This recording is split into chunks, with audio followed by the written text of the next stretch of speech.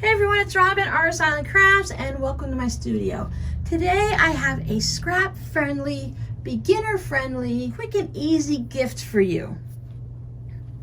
Corner bookmarks.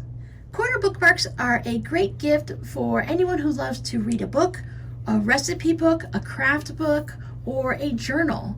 For your kids' teachers, for your favorite librarian, or for yourself. Corner bookmarks just slide right in to keep track of where you are in your book. No matter craft book or reading book or recipe book. I'm going to show you how quick and easy these are, so let's get sewing. For one corner bookmark, you're going to need 3 4-inch squares of fabric and 2 4-inch squares of a lightweight interfacing.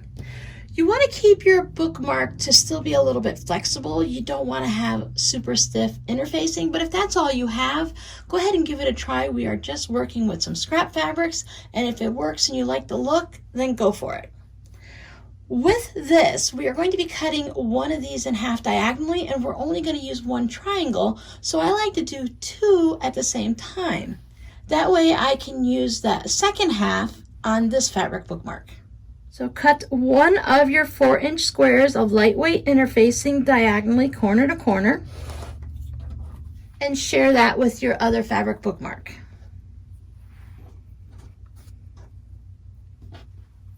This is going to be the folded corner part. I want to take this over, and following the directions on your interfacing, I want to fuse this to the corner. And after it's fused, I'll fold this in half so that I get that corner look. Now when you fuse your interfacing, make sure you're putting it on the wrong side of your fabric so that you can fold it over and see the good side. And also pay attention to the way you lay your interfacing down.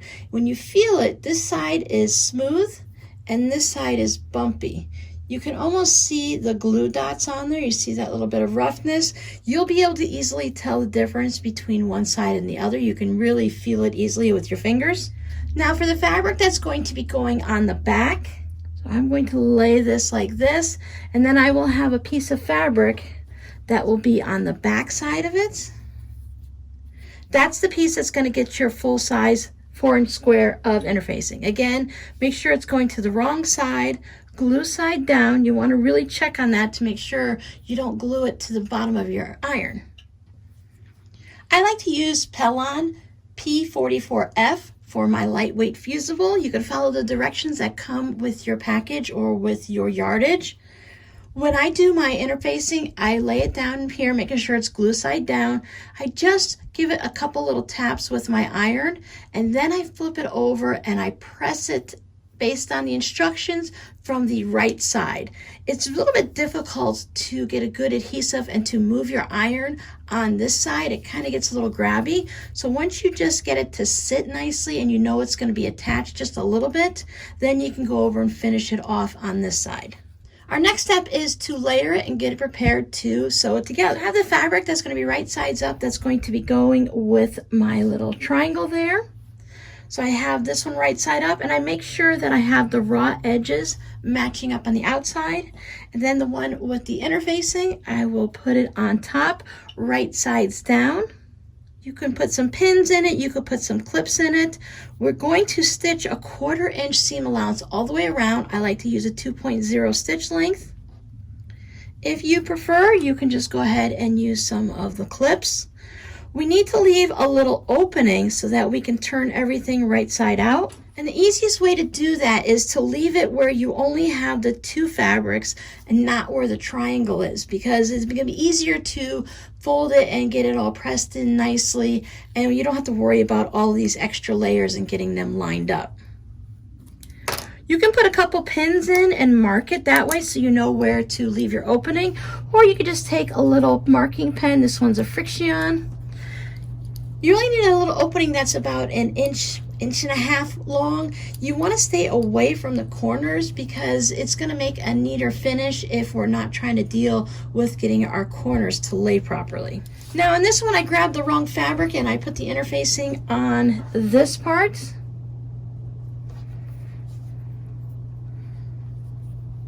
We'll test it out and see what it looks like when I stitch it all around and flip it, but I can't see that it's going to make that big of a difference if we put it on one piece versus the other. I use a silver thread to just kind of make it blend in a little bit, but here is my opening and I've stitched all the way around. Now when I started here, I back stitched 2 or 3 stitches, went all the way around, and then back stitch 2 or 3 stitches there. That's gonna lock those stitches in place. It's kind of like tying a knot in sewing, so that when we turn it right sides out and we start pulling on this opening, those stitches won't pop or break. It's okay if they do, it just means you're gonna have a little bit larger of an opening to close up. As long as you don't get too close to the corners, it would be fine. If for some reason you broke all of your stitches all the way through here, you can just take this back to the sewing machine, re-stitch this section that you popped those stitches on, and then turn it right side out. Before we turn it right side out, I want to take these little corners and trim them off. It's a little hard to see the stitches, so I drew the little marks on it with a pen.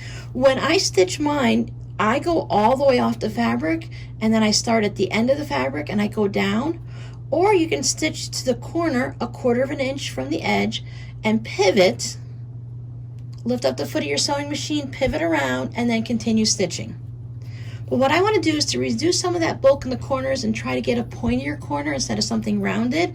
I'm going to trim it a little bit close to that stitch line. Now I want to stay a couple stitches away. I don't want to accidentally cut through those stitches.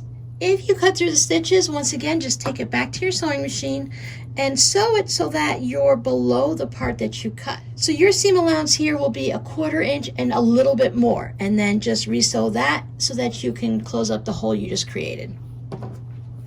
So I will do that on all 4 corners on both of them. That one section where we have the triangle piece, that's going to be thicker. You have more layers going through there. Now we're going to turn it right sides out. So we're going to go into our little opening here. We're going to be careful not to force it too much. If you have a pair of hemostats, you can put those in there to slide in and grab the piece of fabric, or you can just kind of work it through. If your fingers fit in there, great. You can always get the kids to help out a little bit. Just keep working it until you get everything turned right side out. Now I wanted to have that red piece of fabric here, so it might look like you've made a mistake or I've made a mistake, and really your little pocket has just been flipped to the wrong side. So if you just flip it back over this way, then it's the way you want it. I like to use a crochet hook that has a little bit of a rounded tip on it so that I can go into the corners and help bring them out. You want to make sure it's not too sharp, or if you have something that's sharp, be really careful. You don't want to pop a hole in your corners. You can always come into this little pocket area. And by taking out that extra bit of fabric, I don't get a perfectly sharp point, but I do get a little bit less of a round corner than if I would have left all that extra fabric in there.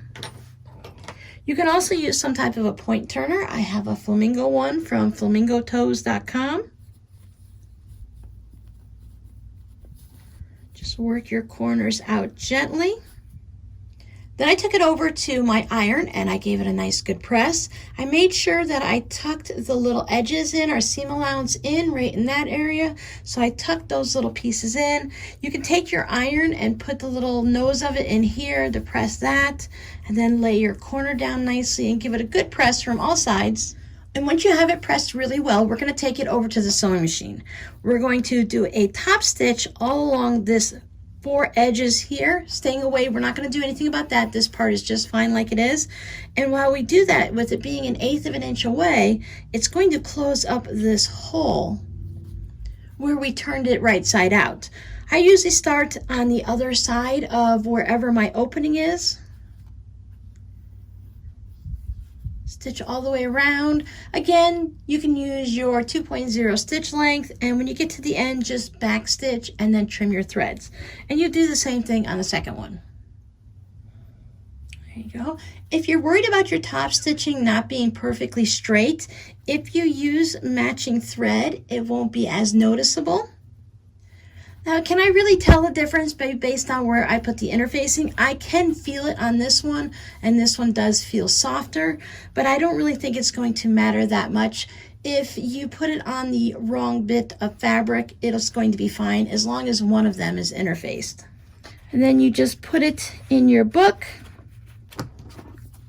and you have your bookmark. What I like about these is if I want to bookmark a section, if I want to pull out a separate chapter or something like that, there's enough room in here that I can put more than one page in. If I were to use a corner bookmark for my books like this, I would use a larger section, a larger thickness of paper. I wouldn't just put one page in there. I think this works really well to hold it nicely with more than one. So you can put it in a book you happen to be reading. You can put it in a cookbook or a craft book. So if you want to remember what page you were on when you were just flipping through and looking at the colorful pictures, or if you want to remember to use that specific recipe for dinner tonight. So your scrappy word for today will be a rainbow. This book, Crumb Quilts, Scrap Quilting with Zero Waste Way by Emily Bailey, has so many beautiful, colorful, scrappy rainbow pictures inside. Thanks for hanging out with me. I hope you enjoyed this video, and I hope you make some corner bookmarks. See you next time. Bye.